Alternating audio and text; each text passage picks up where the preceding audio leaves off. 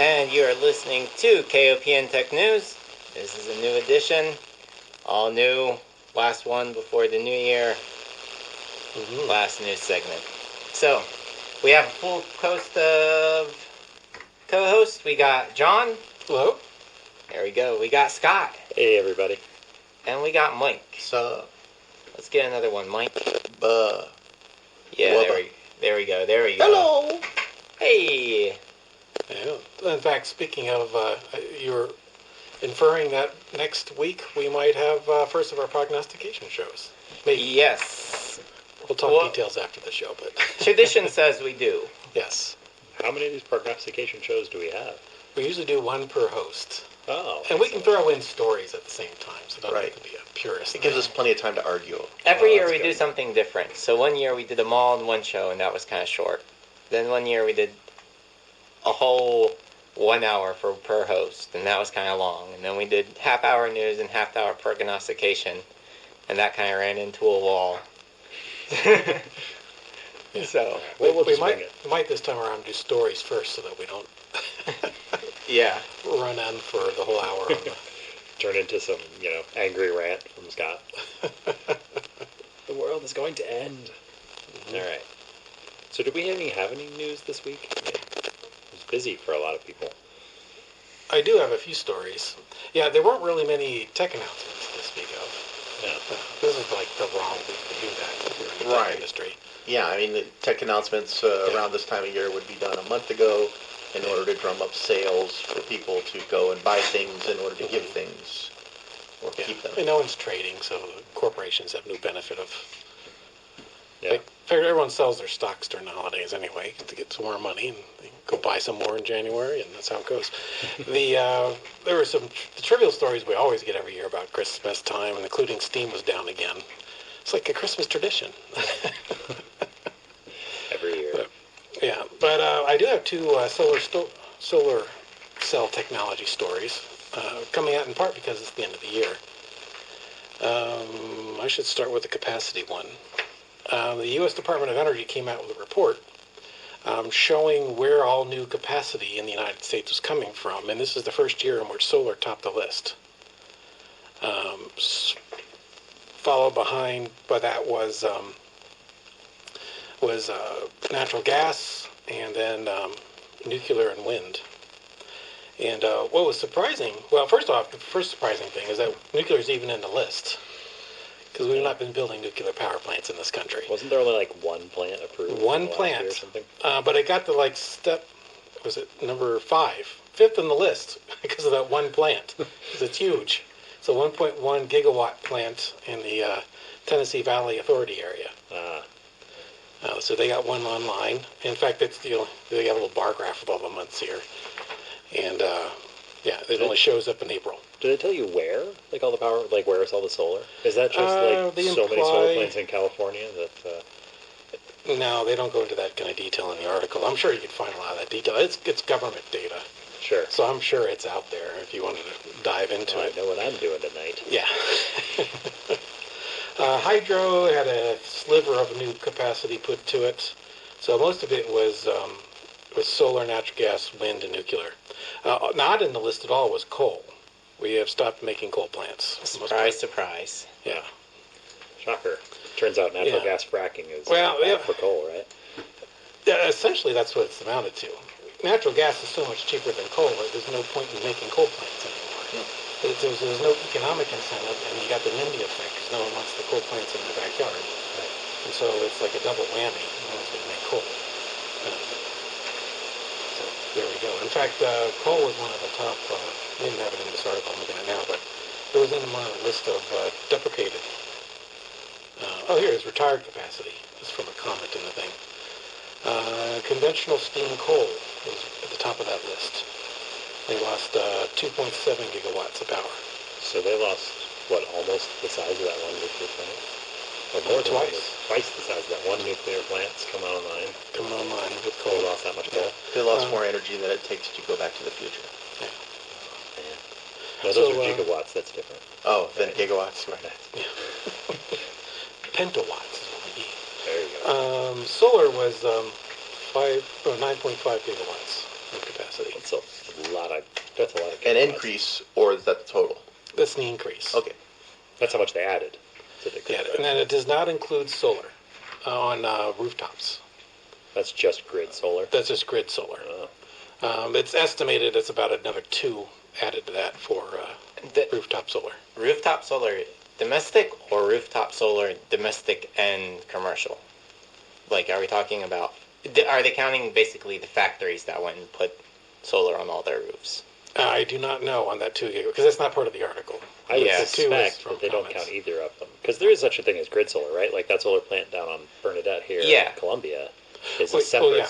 concept from rooftop solar entirely. The, Yes. the first numbers that this is based on is strictly grid solar. Okay, that was the question. Yeah, the 9.6 is strictly grid solar. Yeah, if you put, now I don't know if that 2 gigawatts, which came from an unconfirmed source, included commercial Yeah. capacity or not. But yeah, they're not, like a lot of the hotels are now putting solar Right. panels on And the some roofs, of this they is don't count tricky because you don't have to necessarily report that. No, when you put something on your roof you can just put it on your roof and not and tell just use anyone. it. Right. Yeah, That's what I did with my solar panels. They're not So- hooked up to anything. They're not generating power, but they are there. It's for the looks. That's right. I want to look like I'm energy efficient. Well, a lot of people have the notion that they'll hook them up to the In fact, grid.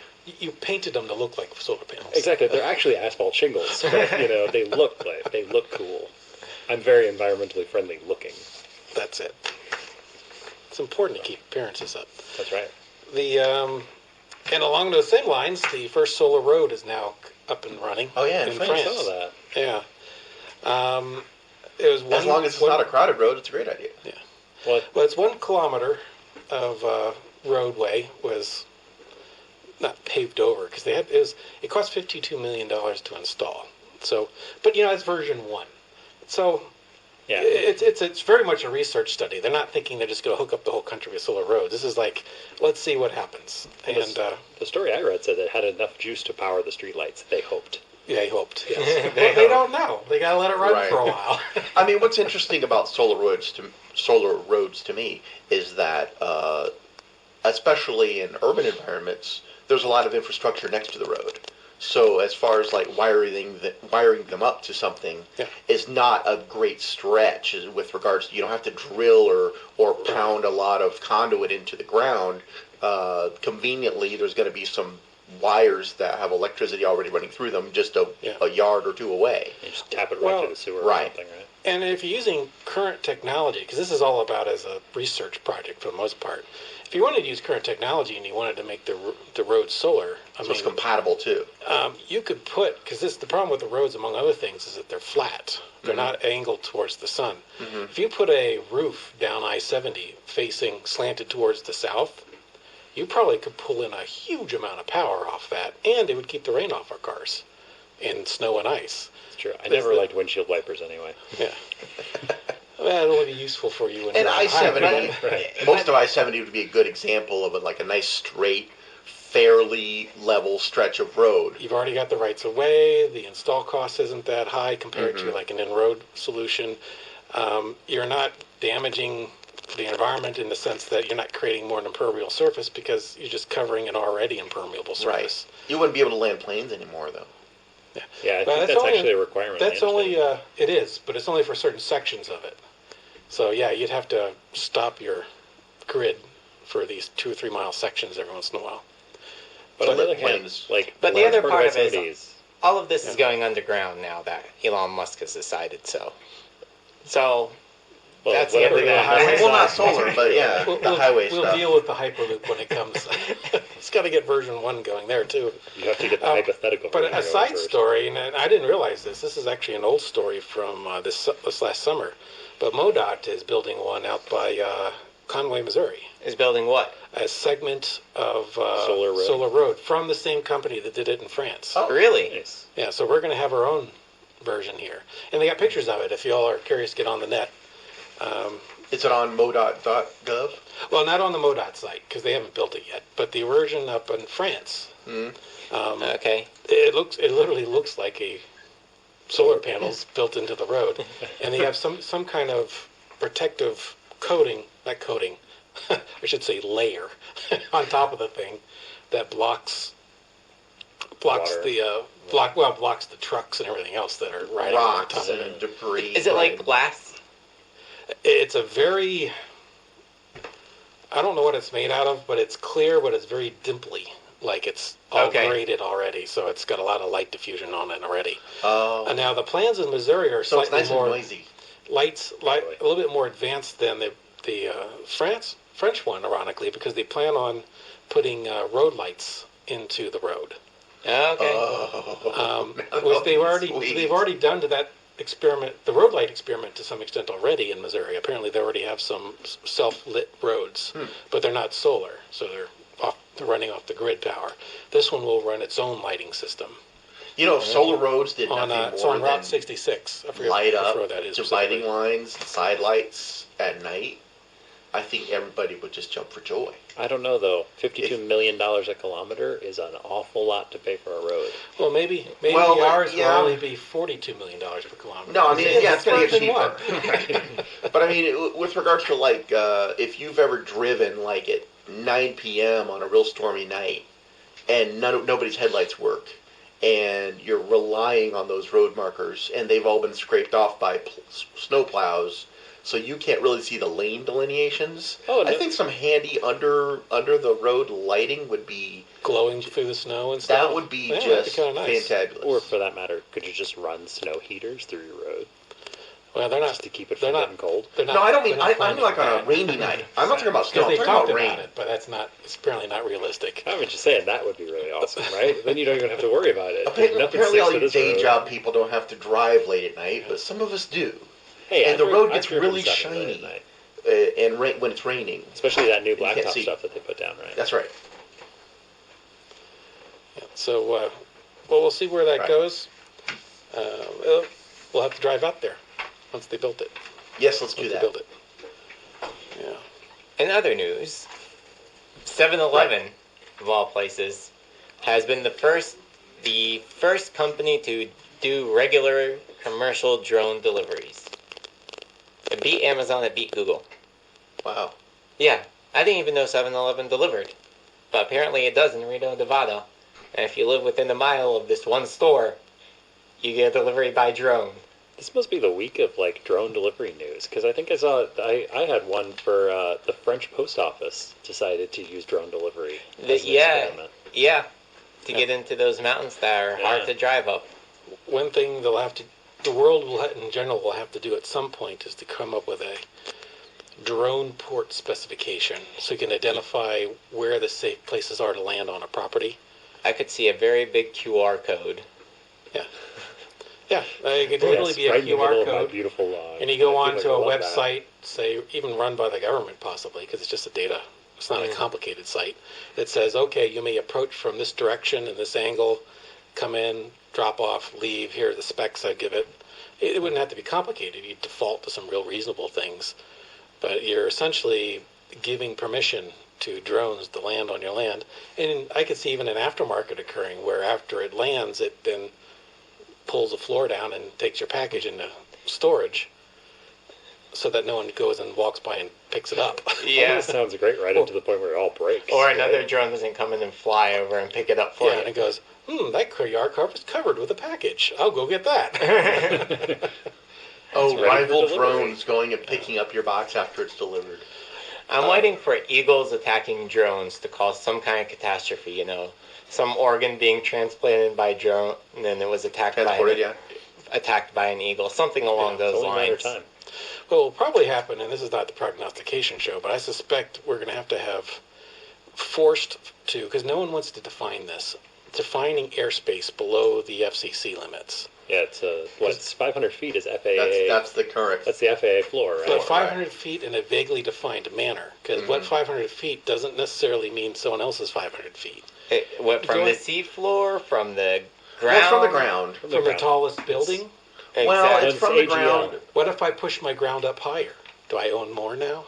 Well, you own the same amount of air because it's 500 feet above ground level. Right. So, Right, and is there a world map showing you where 500 feet is? And do you own it? Because right now you don't own it either. No. It just means the can't own the FAA air. doesn't I regulate it. don't think we're going to own it, just like we don't own the dirt under Right. law. Yeah, so But you can't go that far because if someone's 2 inches above my lawn, it's on my property.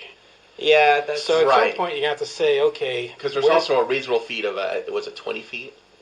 I Well, think below a this certain court- distance, it's considered on the ground according to like FAA rules. no, No, no. The FEA says anything off the ground is theirs. Is off the ground. No, because that's not because below 500 feet is not their problem. That's very clear on this because I Well, do for skydiving. registration, but not with regards to airspace. Yeah, with Yes. respect to like skydiving and stuff. But Once the you're below key 500 is feet, it's not you're the- not the FAA's problem anymore. It's not defined. And if you're going to have drones flying around, and if it's below 500 feet, then is it 200 feet that's mine, and then that 300 to 500 feet range is someone else's? Or And the reason you have to be very specific is Yeah. because code is specific. If Yes. it's not, You can't be vague. You have to Yeah. start defining things.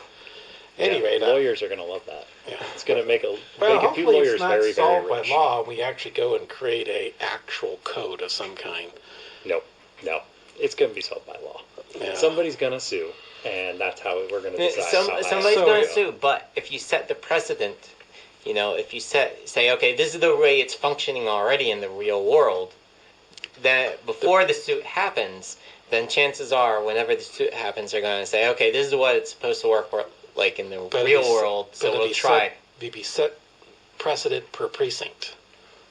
Yeah. Kinda, yeah. And Yeah, then once you get it's done into by other- precedent, it's a real bad news, right? Because you really want it to be set in the international code, the international building codes, right? Or at least the U.S. code for this country, just so we Yeah. can say what it is.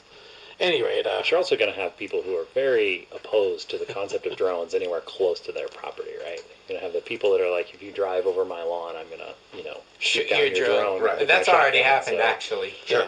Yeah. and again, you have to ask the question: do we want to set a law to prevent that stuff, so that you can say, you know what, it was over 200 feet, you shouldn't have shot at it. It was below 200 feet, it was okay to shoot at it. It's you always gotta, okay to shoot at drones, right? That's what the law says. Sorry. and then when we have self-driving drones with people in them, then it'll be more important. But the question is, are we going to shoot them with shells or with laser beams? Oh, you got to use the laser beams, man. I know, shells are so old school, man. Yeah, but there's Okay. lots of precedent with shells.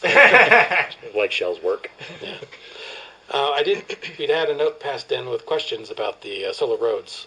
And the first question was, how are they going to deal with snow and ice removal?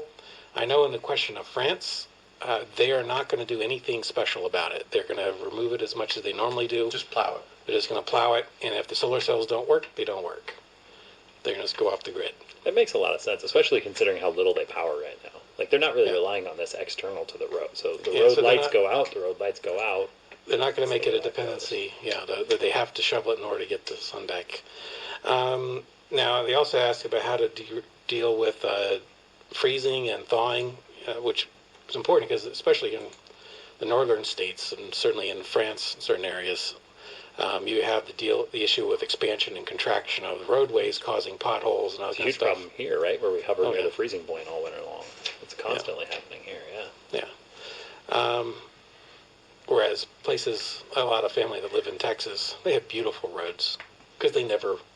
You Yeah. could build a road and it'd still be there 30 years from now and it'd be perfect. But that's a function of the material that the road is built out of. It's not, depending on whatever material that solar panel stuff is made of, it may or may not expand and contract in the same way. just by Well, default. I suspect they're going to learn. Yeah, I'm not sure that they know. Well, because I doubt that material is going down to the freezing line, to the frost line. So you can have expanding material and shrinking material beneath the roadway too. Yeah, that's true. If I they guess that's pack true. them Your too base tight, you end up material. with the Note 7. Yeah. Are they pulling lithium cells in there? That'd make for fun road That'd be news. awesome. So the road was on fire today. Today, someone crashed into the road, catching the road on fire. Some people really start to wonder if the apocalypse happened. All right, so I have a bit of news that has very little newsworthy content, but I just thought it was neat, so I was sharing with you. That never stops us. Yeah. So those new MacBooks, they have those like little light bars at the top. Yeah. Yeah. Mhm. So apparently you can program those, Yeah. and a 15-year-old programmed Pac-Man to play across the light bar. So he has the little guy. Oh, There's cool. a little video. He's got the guy that'll like go across, and you picks Yeah. up the beads across the light bar. And For those not familiar with, in the Windows, for those who knows the Windows world keyboards, you got the function keys at the top. The Well, F keys. The F Yeah. keys. Well, in the new MacBook, they won't call them the F keys on the MacBook because they're Apple. Right. But that's what they are. They're function keys on the top of the keyboard. But instead of them being fixed like F1 to F12, they're actually little screens. So you can change the look of the buttons. So Yeah. you can, in fact, make animations and games and use it like a little secondary monitor. Yeah, you can program the whole thing, and so some 15-year-old decided to program a game out of it, which seems pretty nifty. Most intuitive thing I've heard of is if you go in like to a mail program and start typing your letter, it does spell check along the top. Yeah. So it suggests words for to complete the word you're on. You can just click it and it'll fix the spelling. I don't know, that seems rough, though, because I don't look... I mean, a lot of people are touch typists, and they don't really look at their keys very much anymore, so it's going to kind of... Although I have a suspicion that people that touch type make fewer mistakes when they're typing in the first place. Well, that's... And they don't want to make... I'd like to say that, but I'm also a horrible speller. So I do not make the mistake of misspelling deliberate. That's just how I think it should be spelled. No, that's true. But you're also you're not looking at the keyboard, so the suggestions aren't useful. So It's not going to help me anyway. You want the little red lines showing up Exactly. afterwards. Yeah. I'm the same way. I'm a touch typist, so I don't look at the keyboard. I'm looking at the screen, where I see I'm spelling it wrong. Yeah, I can watch as I spell it wrong, but my fingers won't stop themselves, so it just keeps going. Yep. Yeah, I'm the same. I think most people are with that. Words. In fact, I oftentimes Muscle use memory. the wrong... Yeah, it's Oh, yeah. muscle memory. I type in the wrong word. It's perfectly spelled wrong word because of muscle memory. That's yeah. right. Well, I'm a programmer, so programmers have very specific patterns, right? Like camel casing and all this other stuff. And so Well- sometimes I'm typing random messages to my wife or something, and it's popping up in just random programmer speak. It becomes very entertainingly bad grammar. Yeah.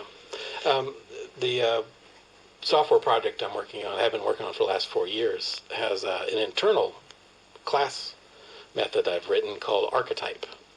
And because I type archetype over and over and over again, I cannot type architect hardly. It comes out wrong every time. Yeah. Yep. That's an obscure joke. All right.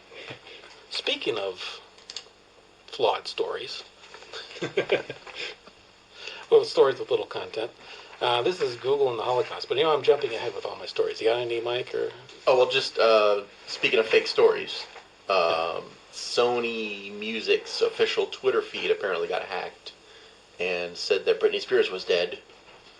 And Really? So, yeah, so there was a trending hashtag for a while, RIP Britney. It was just a complete, hack and just another in a long list of Sony's problems with regards to cybersecurity and their password problems. I mean, I know Sony has problems, but come on, Twitter, two-factor authentication. It's not that hard. Somebody ought to hook that account up to a phone. Right. Just do this. The thing with... Imagine Sony. Sony doesn't have one person with the credentials to that account. So they would have to two-factor authenticate a lot of people through one device. I mean, it would take a while. Just pass the phone around. It's your job to twit today. No, I think it's more of 50 people just sit in there and wait, and they get things to tweet from different executives, and they all tweet them, and each executive has their own dedicated tweeter. Or, each group of are executives they have... using the API for remote access? The problem is the API doesn't have two-factor authentication. That's true. That's true, too. Yeah, I turned on two-factor authentication last week for my Apple ID, and my family's just loving it.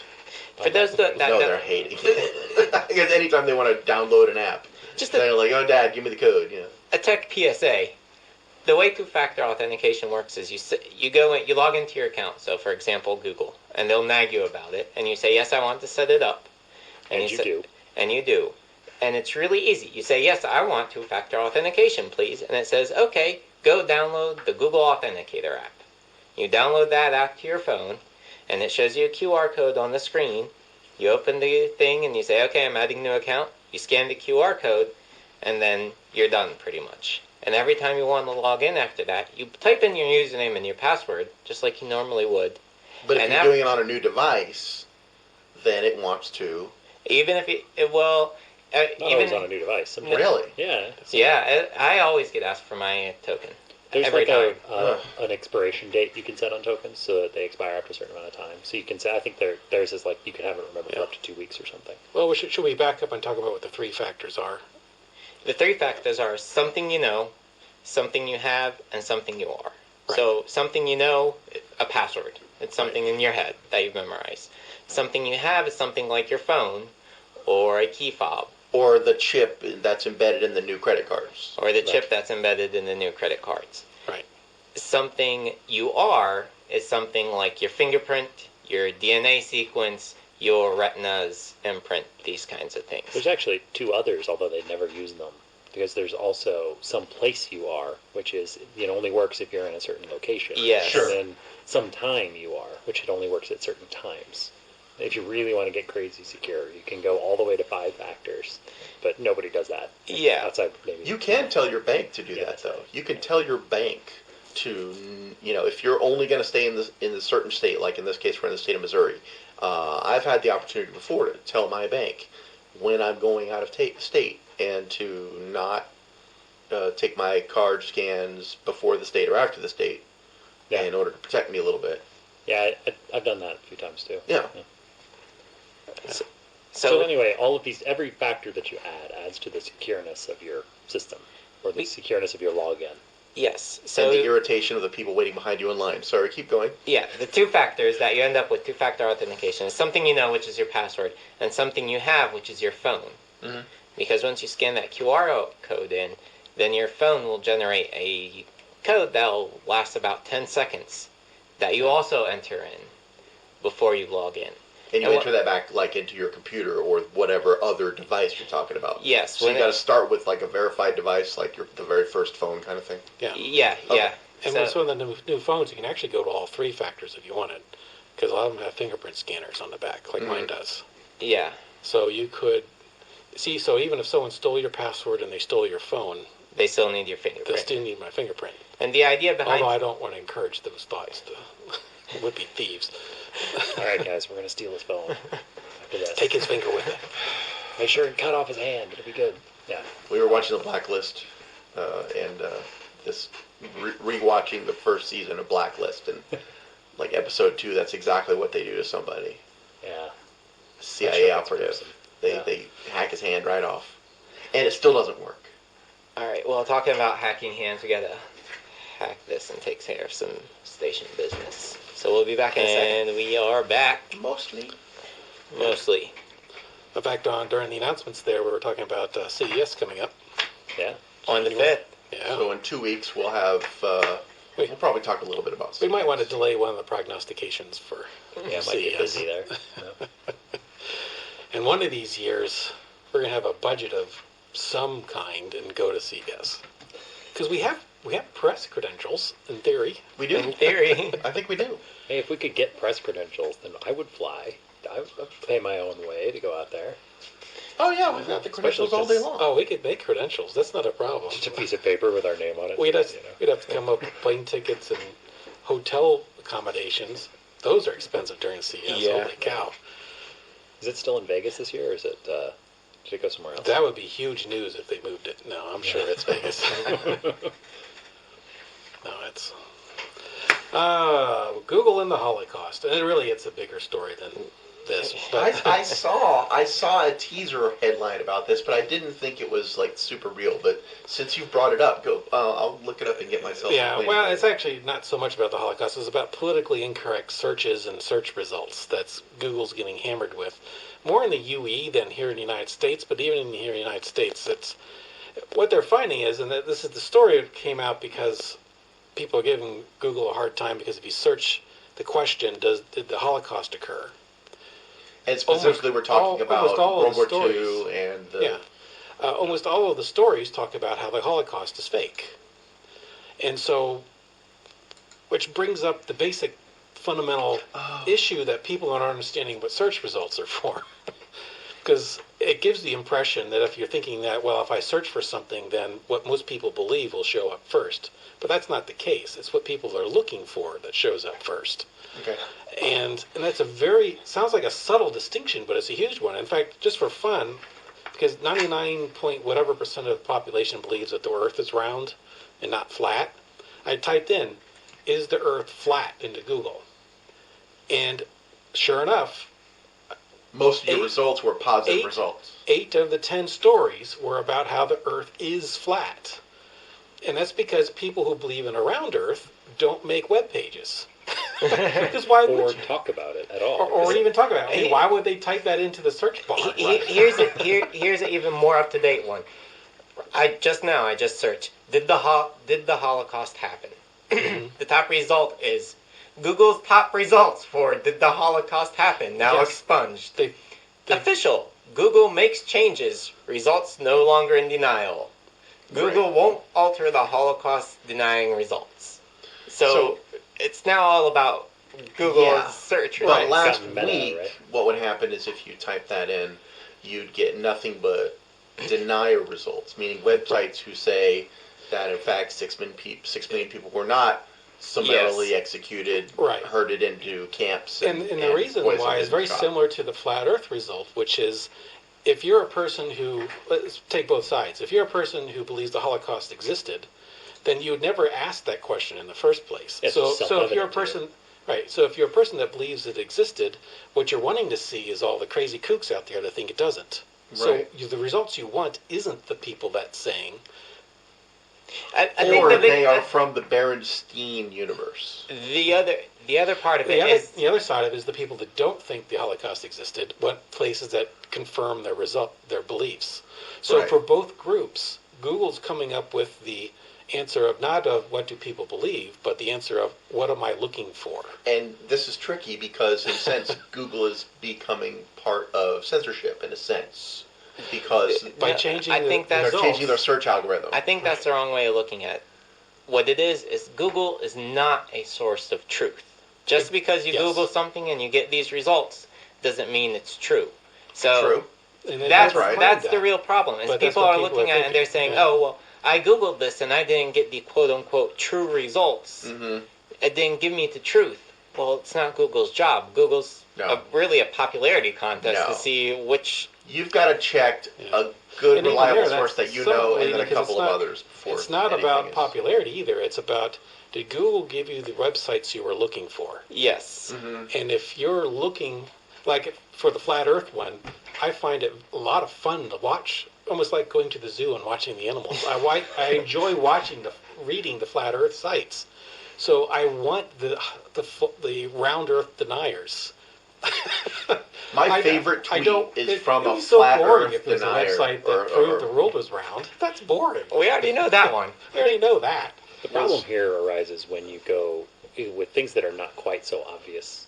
You know, because on both of those issues, you've got like an obviousness issue on one side or the other. It's a very, very clear cut, right? But like with a lot of more subtle issues where it might be slightly gray, it's climate change, a real problem, right? Yeah. So where the controversy has swamped the issue. Yes. Climate change, where you can really get very confusing results out of Google unless you're paying very close attention. I mean, that's sort of the heart. Like if you wanted to know if the Samsung Galaxy Note 7 was a safe device. Right. And 99.999% of the devices are fine and have not, in fact, exploded. Right. But there were a few that did. So if you were to type in a Google search, I'm just predicting this, and yes, it's true. If you as he runs a Google search in his own. But I'm just saying, if you typed, is the Samsung Galaxy Note 7 safe? I guarantee Nabil's probably doing it right now. Yep. And he's going to come up mostly with websites that say, no, it's not safe, and oh my gosh, why is it still in your hands, and you're going to die. You want the results? Yeah, what's it say? Samsung Galaxy Note 7 fires, recall, and cancellation. Here's why Samsung Note 7 phones are catching fire. Yeah. We're up to 7 reports of safe Galaxy Note 7s exploding. Hey Samsung, are the replacement Galaxy Note 7s safe or not? Yeah, so things like that. Turns out there's probably about 7 million Samsung Galaxies out there, but 7 of them caught fire. And it's the same effect you see in, kind of off topic a little bit, but like with Amazon reviews. Most Amazon reviews are about complaints. So if you see a product that's in heavy use and has a lot of reviews, let's say it has 500 reviews, and 500 of them are positive and 500 of them are negative, that's not evidence that the thing doesn't work. It's evidence that that's actually not bad. If it's 90% bad, that's a danger sign. And the But if it's 90% good and 10% bad, you can almost ignore the 10% because of the 10,000 people that have it, if even 1% of the people are unhappy, they're going to be flooding Amazon with negative reviews. And so it's disproportional. The negative reviews always outweigh, or used to anyway, way before they started paying people to do reviews. No, I was going to make the point.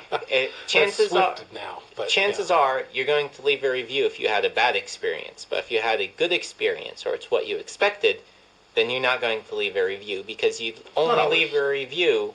Most of the time, people only leave reviews in exceptional situations. Right. When I'm overwhelmed, when something exceeds my expectation, case in point, the Circle wireless device for kids. It was bought by Disney and then put out. It's kind of like a firewall for your children. Okay. Excellent product. I put a review up. Yeah. On Amazon. And now Amazon bugs me every week. Hey, someone had a question about your review and want to know if you'll answer it. So it's kind of a mixed bag there, but it was an excellent product. It worked as advertised. I never had a single problem with it. So yeah, it was one of those exceptional issues where right out of the gate, the product worked as advertised. It's not a universal system either because I had this, certain products get more negative reviews if they have a bad experience, but certain products get more positive reviews if they have a positive experience, but they're not proportional based on the product. No. For example, utility companies have this problem. Like if you own a sewer utility, people don't want to be happy with your sewer utility. They want to not think about it. Right. So they don't want to have negative or positive thoughts. If they even forget they have a sewer system, that's their maximum happiness. So if you have a surveyor go out there and ask you, are you happy with your sewer system? What you're shooting for is 100% of the people out there are neutral. Yeah, absolutely. Because they don't want to be happy about You're it. shooting for a lot of people going, what? What? In fact, John, I never think about my sewer system. Why are you asking me this question? It doesn't make sense to me. In my highly unscientific study, in fact, if you ask someone, and I've had different conversations with people about this, what are the utilities that you pay for? Specifically sewer, people forget. Yeah, it's not even on the list. Go water, power, cable, internet, and sewer's like way down the list before they even think about it. Probably after their Spanish-American War taxes. Which is frustrating to like marketing companies that are trying to help out a sewer company because they're doing these surveys and go, yes, we want 90% positive reviews, and they're realizing they'll never reach that point because people do not want to be happy with that. They want to not think about it. I mean, power in general, too. I mean, well, any basic utility, you don't want to be happy with. When it comes with the power company, most people are worried about outages and the response to outages. Right. So in the ideal scenario, they don't think about it anymore. In a bad scenario, they remember that outage that happened 2 years ago, so they give it a thumbs down a little bit. It just depends on the circumstances. So it's like a no-win scenario in some ways, but it's not a bad thing. I mean, that's the whole point. So let's digress back to Google and the Holocaust real quick, John. Yes, I'm sorry. I'm circle back to the original topic, I suppose.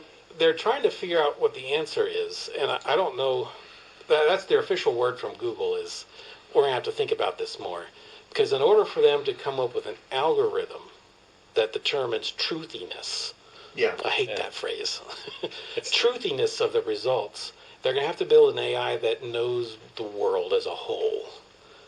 It's not going to be enough for it to figure out what people are looking for, because that's a narrow AI subject. And it runs into questions of whether or not that's even Google's role, purpose or intent or object. I mean, although you could make an argument. Although if we as society push them into doing it, they may in fact create the first general purpose AI. And the way that Google has split things up into images and news and maps and places and things, along the top, where you can, instead of just having a web result, you can sort of narrow your search down a little bit. They have a truth tab?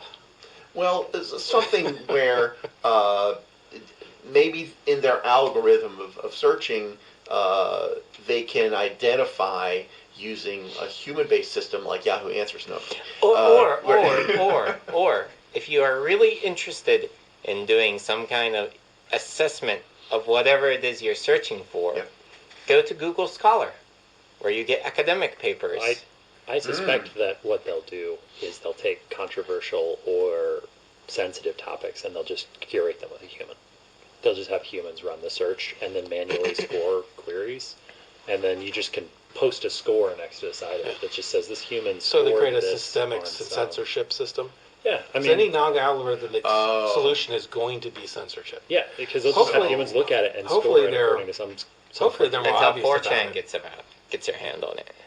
I mean, if you do it internally, where Google pays the curators, then they avoid Right. 4chan, but then Google is going to get social pressures to do that. Yeah. They can look at trending searches, take those trending searches, point them at the humans, and have them curate a little bit to Or what maybe the if category you want to is. go for the echo chamber effect, you could make it to where when you've logged into your Google account, you can choose who you want to curate your answers. There you go. I want only liberals curating my answers, please. Yes, Yeah. exactly. No, I mean, I would just imagine if I were trying to solve this problem, that I wouldn't use it to change the way the ranks were done, but I would add a score that you could look, like, alongside the left on these particular searches.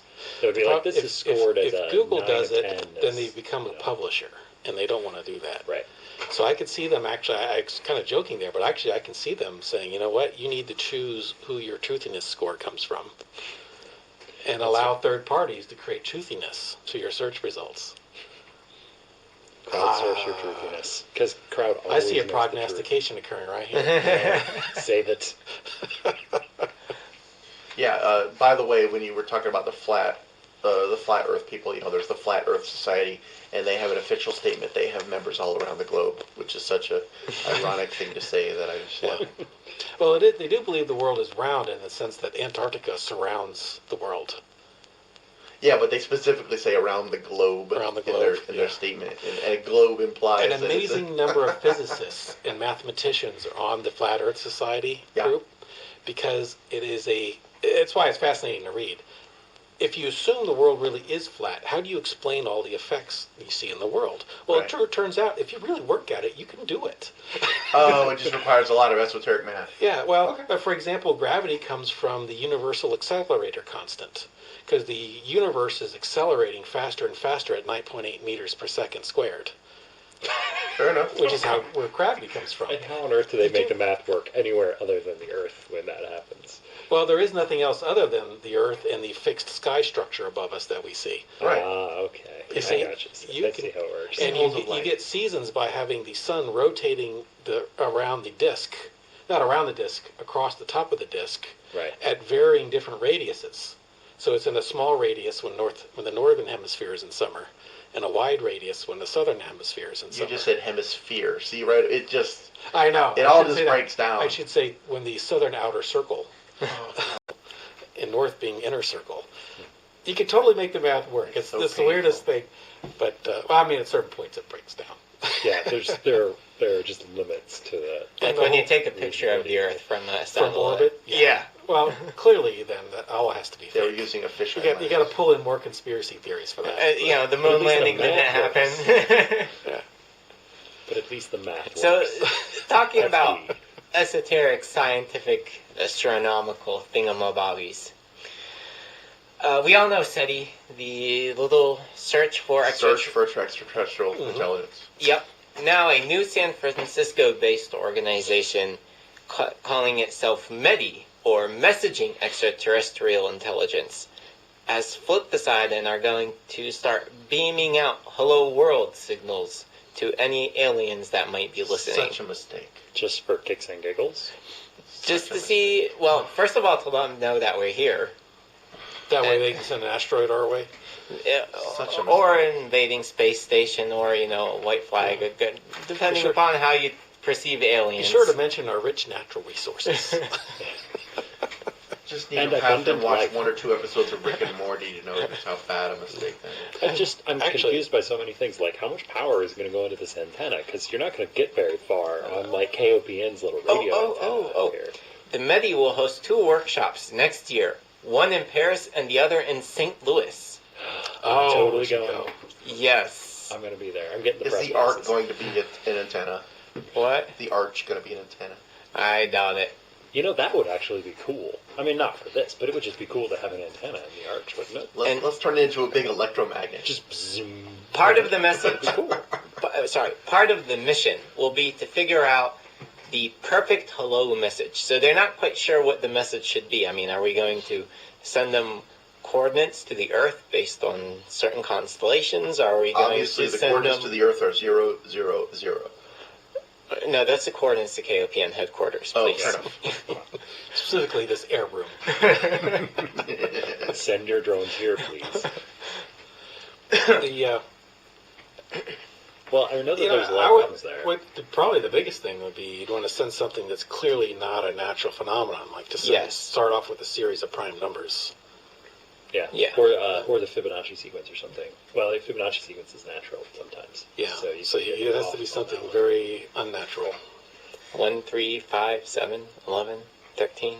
Yeah, the problem is that as prime numbers get bigger and bigger, they become more and more random looking. And the other part of it is... you don't want to be a long message really, anyway. Yeah, that's true. How do you encode The this? first 100 prime numbers or something. Actually, binary is probably pretty universal. I was about to say that. You would start with the encoding, right? So you'd send 1, then you'd send 1, then you'd send 2. So beep, beep, beep, beep. And you do that for like the first block of it, and then you'd send your message, right? Well, it sounds like you should go to St. Louis, man. Hey, I'm going to be there, all right? I've thought about this a lot. When is it? Does it say? It does not say when. So, if you are interested, you can look for the Messaging Extraterrestrial Intelligence website on Google, and I'm sure you could find it. Whoever is interested. Any photos we send would have to be black and white, though. I don't think photos are the best thing. I think by the time you get to being able to encode photos, you've developed enough communications math. You can pretty much encode it any way you wanted, right? Well, if you use RGB, though, that implies that they have the same spectral cones. But if you use grayscale, I mean... that's what I'm saying, black and white. You but I'm saying, like, an alien might listen in radio waves, or, like, they might see in radio waves, right? Although, given the nature of the atomic table... There are certain things, like people have always talked about, or they can be carbon-based and that kind of stuff. The truth of the matter is, because of the nature of carbon specifically, it'd be near impossible for it to be anything but carbon.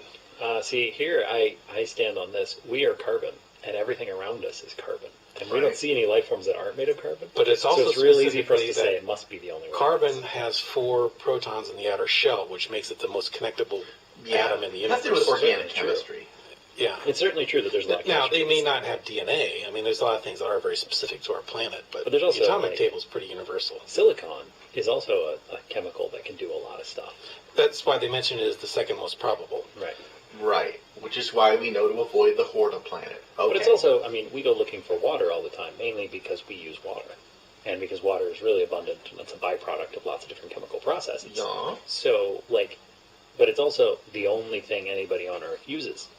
And I still hold to the idea that an alien is not bound by Earth rules. It's the universal solvent, ergo universe. I'm just saying. Yeah. Not everything is bound by Earth rules, and I would be surprised to see an alien true. that's made out of something completely different and behaves in completely different ways. Although I'd say, given the nature of the periodic table, the odds are pretty high. I mean, there's definitely chemical constraints that make certain, like, they may not even be entirely carbon, but they may use carbon processes as part of their, biological. I could totally see them not having mitochondria or Right. all kinds of other effects.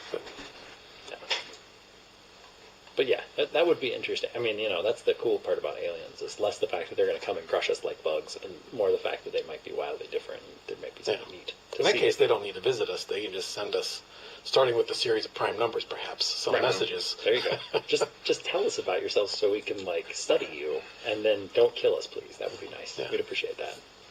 I don't think an invading species actually would kill us. I think they would use us as an entertainment source. I mean, we don't have to be that unique.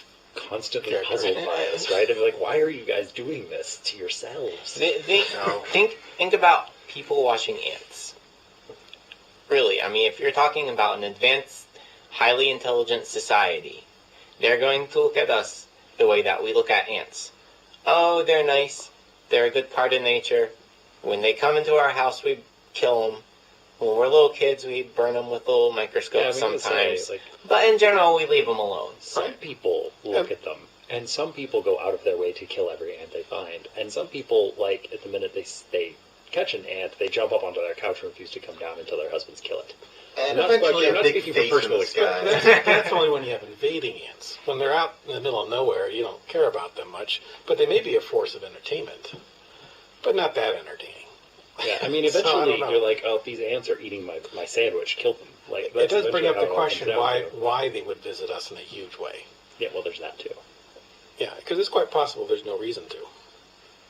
Yeah. Maybe they'd visit the first one. You gotta expect some And then sort after of that, like to go, it's been done. Star Trek, hippy dippy philosophy, right? Where they're just like, we Yeah. want to explore the Oh, universe, and And so it's we're not going a. to see it all. Oh, we're running out of time, but China has made plans, by the way, to put the first EM drive ship out into space. So they may crack the light barrier at some point. If that thing even works, Works. More and more stuff is pointing at it working. something weird is going on. Yeah. Anyway. Yeah.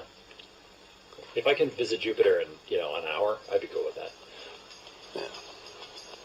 So, up next is Jazz plus Blues equals Soul with Sir Kevin Walsh. We'll see you all next week. Bye bye. See you guys.